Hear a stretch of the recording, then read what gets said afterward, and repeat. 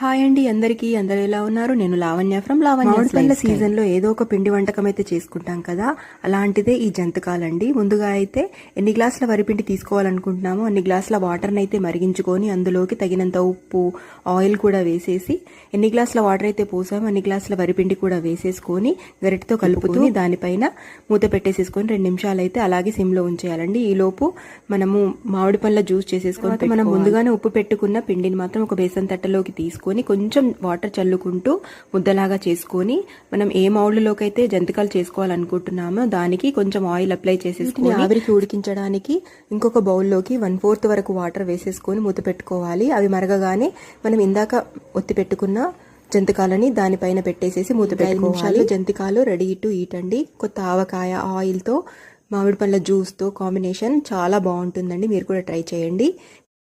Thank you for watching.